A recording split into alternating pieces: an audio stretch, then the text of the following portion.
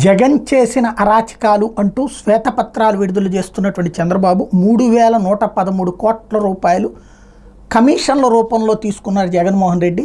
ఏవైతే మద్యానికి సంబంధించిన తయారీ సంస్థలు ఉన్నాయో డిస్టిలరీస్, వాటన్నిటినీ తన మనుషులతో తీసేసుకుని వాళ్ళ దగ్గర నుండి కమిషన్లు పొందాడు 3113 కోట్ల రూపాయలు అన్నటువంటిది తాజాగా చంద్రబాబు గారు చేస్తున్నటువంటి ఆరోపణ. దాని మీదన సిఐడి దర్యాప్తు, ఆ పైన ఈడీకి కూడా రెఫర్ చేస్తామని చెప్పారు.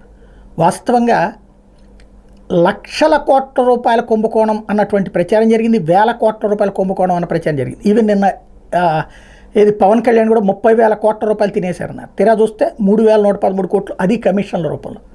కమిషన్ అంటే నువ్వు 100 రూపాయలు ఆర్డర్ ఇస్తే నేను 10 రూపాయలు ఇస్తానని చెప్పడం. ఇక్కడ ప్రభుత్వమే ఇక్కడ తేడా ఏంటంటే, కన్ఫ్యూజన్ ఏంటంటే, వైఎస్ఆర్ కాంగ్రెస్ పార్టీ వాళ్ళే ఆ డిస్టిలరీస్ తీసేసుకుంటే ఇంకా కమిషన్ ఎందుకు? ఆ డబ్బులన్నీ ఆడయ్యా కదా, మొత్తం జగన్కే చెందినట్టు అవుతుంది కదా. అలాగే అప్పుడు కమిషన్ ఎట్లా వస్తుంది? నెంబర్ 1. రెండవది, అలా కాకుండా కమిషన్ తీసుకున్నాడు అంటే ఆ కమిషన్ తీసుకున్నట్టు ఎవరు కంప్లైంట్ చేయాలా? సదర్ డిస్టిలరీస్ చేయాలి. వాళ్ళు ఎవరైనా చేశారా? ఇది నెంబర్ 2. నెంబర్ 3 వచ్చేటప్పటికి, అలాగ ఎక్కువ మద్యం డబ్బులు సొమ్ము చేసుకోవాలంటే ప్రభుత్వం చేతిలో షాప్ ఉండాలా, ప్రైవేట్ చేతిలో ఉండాలా?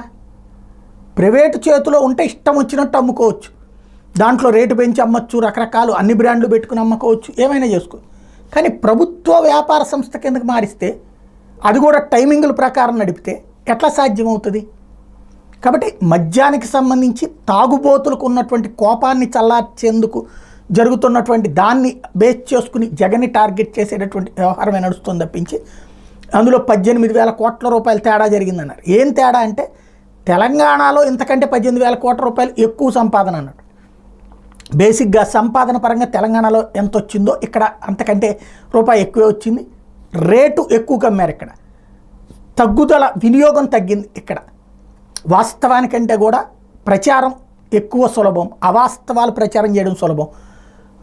అదేదో ఇది ఉంది కదా, పంతులు గారు మేక కథ, ఆ టైప్లో ప్రస్తుతం కుక్క పిల్లని తీసుకెళ్తుంటే, ఇది మేకని తీసుకెళ్తుంటే కుక్క పిల్ల అని చెప్పి ఎట్లయితే పంతులు గారి నుంచి ఆనాడు జరిగిందో, అట్లాగే ఇప్పుడు జగన్కి సంబంధించి మధ్యలో తినేశారు. అసలు వాస్తవం ఏంటంటే, తాగుపోతులకు ఒక కోపం ఉంది, రేట్ ఎక్కువ పెట్టాడు, మాకు నచ్చే బ్రాండ్ లేవని. దాని కారణంగా వాళ్ళందరూ వ్యతిరేకంగా ఓటేశారు.